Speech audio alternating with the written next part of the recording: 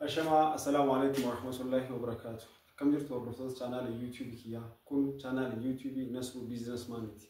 Hordoftoonni kiyya cufti keessan bakka jirtaniif lafa jirtan kamittuu nageenyi Rabbii bal'aa guddaan sun isin biraa jiraatu. Kun immoo dhaamsa kiyya kan yeroo hundaati. Har'aan tana akkuma beekamu hojiilee kanaan dura gurguddoof ta'e xiqqoo isin hojjechaa turre keessa isa tokko qabannee dhufnee jirra.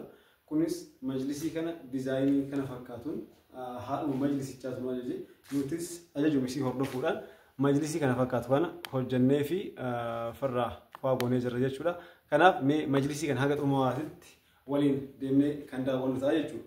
By the way, majlisiin nan dubbatti agartan kun akkuma agartan kana geexiin isaa yookaan immoo miidhagsituun isaa bifa warqaammaa ta'een almuuniyeemii fi gartee farniicharii jechuudha hojjetame. So akka waliigalaatti ajaja obboleettiin teenyatuun nu kennite kana fudhannee hojiirra oolchinee jirra jechuudha. Kanaaf namoonni meeshaalee akkana babbareedan yookaan akkana miidhagan kana ajajachuu yookaan hojjechiifachuu barbaadan karaa lakkoofsa WhatsApp kiyyaa duwwaa 9132182 duwwaa 6 akkasumas duwwaa 911362384 karaa salphaa ta'een nu argachuu ni dandeessu.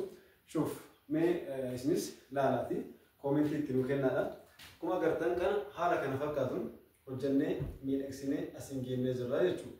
So majlisii kana keessatti ulaagaaleen majlisiin kun nurraa argachuu qabu kamuu guunnee fi jirra. Akkuma agartan kana bakka daawwan isaa kana fakkaatu walakkaa irrattis immoo yeroo baay'ee ijoolleen hedduun kan nu gaafataa turtan walakkaa kanarratti xaawulaa yookaan teessoo isin jettan xaawulaa jettanii yeroo baay'ee ijoolleen biyya arabaa jettan akkasumas ulaagaa isaa eeggatee haala kana fakkaatuun qophaa'ee bareedee nu biraan argattu jechuudha.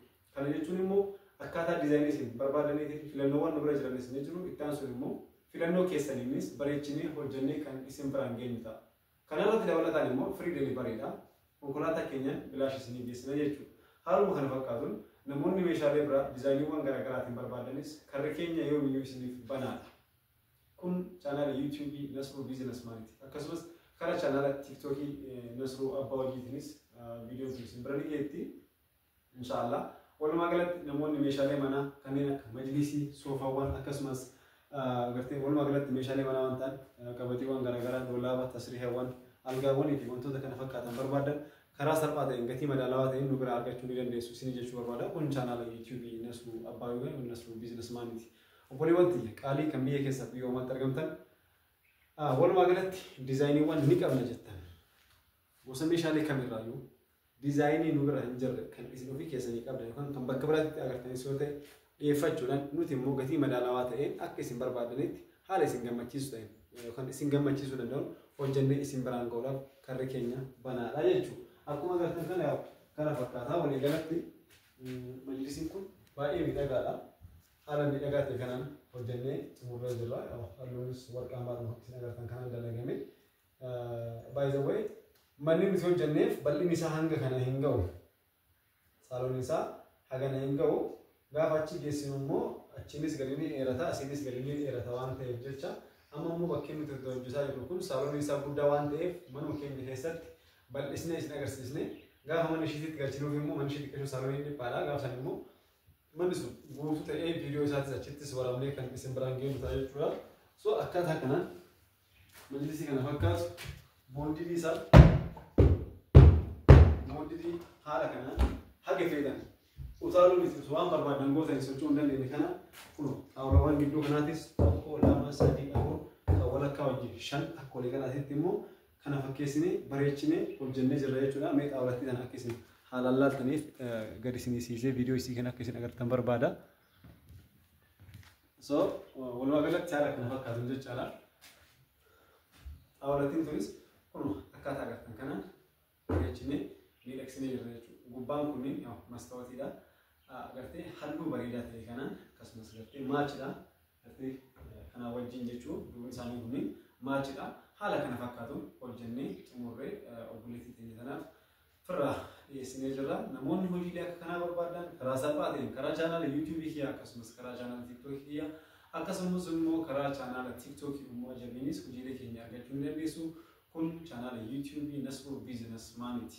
Obboleewwan kiyya kan biyya keessaaf biyya alaa jirtan cufti keessan meeshaalee manaaf meeshaalee biiroo akkasumas maashinoota adda addaa kan biyya keessaaf kan biyya alaa maashina loozii yookaan dhadhaa loozii hojjetu, maashina zayita absuudaa fi zayita nyaataa hojjetu, maashinoota daabboo, maashinoota saamunaa dhangala'aa, maashinoota shaamaa akkasumas wantoota garaagaraa hojjetan maashinoota kamiyyuu karaa keenyaan argachuu ni dandeessu. Maashinoota moofas ta'e haraalee argachuu ni dandeessu. Akkaataa humna keessaniitti namoonni birrii xiqqaarraa hanga birrii guddaatti karaa qabdan birrii giddu galeessaa kaapitaala gadhanaa jedhamu naannoo birrii 55,000 irraa kaasee maashinoota shaamaa ulaagaalee isaa guutuu wajjin isin ni dhiyeessina.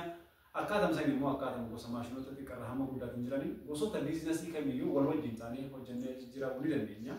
Jijjiiramuudhaaf kan nama barbaachisu maallaqa miti dursatti sammuu hojiitti amanuu fi onnee qulqulluu ta'e hojiidhaaf dhaabbate qabaachuudha. So namoota biyya keessa jiraniif isin warri biyyoormaa jirtan immoo namoota biyya keessaanii harka keessan eeggatanii bakka isaan harka keessanirraa bilisa ba'anii of danda'anii hojjetanii jijjiiramu gochuu barbaadan karaa keessatti nu dubbisa. Waan garaagaraa waliin ni mari'annaa waan garaagaraatis wajjin ni hojjennaa waan yookaan isin dhaamuun barbaada. Akkuma agartan kan agartee koornariiwwan isaatis immoo achiinis koornarii kana fakkaatu qaba. Isinis akkasumatti koornarii kana fakkaatu qaba. Koornariin kun qoftuu abbaa nama lamaati. Isin abbaa nama sadii kunis abbaa nama sadii achiinis akkasumatti nama waan kana fakkaatudha. Walumaa galatti namoonni hojiilee akka kanaa barbaadan karaa chaanaala YouTube keenyaa akkasumas karaa chaanaala TikTok keenyaatiin namoonni kan nurraa argachuu ni dandeessu. Kun chaanaala YouTube Nasruu Abbaa Hojiiti yookaan immoo Nasruu Biizinasmaaniti. Adeeroo obboleessa kiyya obboleessi isinoo inni barbaadan maaltu jira laata? Mee koomentii jedhamuuf ka'a. Hojiilee keenya kanas daawwadhaa ilaalaa isiniin jenna.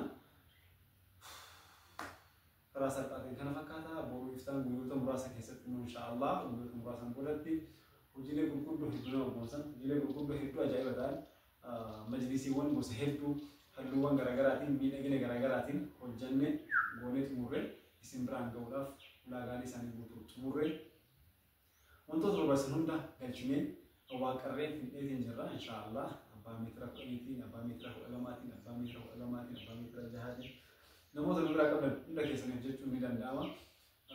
Dhimma gara soofaatiif majlisiitii wal qabatu everything completely ofirraa xumurree jira jechuun ni danda'ama inshaallah. Kanaaf namoonni hojiilee keenya kana barbaadan karaa salphaa ta'een nu biraa argachuu ni dandeessu jechuun ni jenna. Haasaa isinitti dhiyeessuu fi baay'ee narraa hin eegamu. Akka walii galatti staafiin keenya yookaan biiroon keenya kun yoo kana fakkaata. I think bakka biraatti irraa xiqqashoo bakkeen nutti dhiphatee bakka tokko hin jijjiirannee kan biraa dallaa bal'aa ta'e tokko qabannee dhufne dallaa bal'aa kana keessatti immoo hojii keenyallee akka barbaadetti konfidensiidhaan bareechinee hojjechuudhaaf akka nu gargaaruuf jennee gibbii bal'aa kireeffannee bifa haaraan hojiitti eegalle. So namoonni wantoota garaagaraa ajajachuu barbaadan akka walii galaatti karaa salphaa ta'e walumaa galatti akka bareedaa ta'een nu biraa ajajachuu ni dandeessu isin jenna. Kun chaanaalii TikTokii akkasumas chaanaalii YouTube Nasruu Abbaa Hojiifan Nasruu Biizinasmaaniiti akkasumas karaa chaanaala TikTokii uumaa jabeessu hojiilee keenya argachuu ni dandeessu isin jenna. Welcome to Nasruu Furniture isin jenna. Wassalaamu alaikum warahmatullahi wabarakatuh.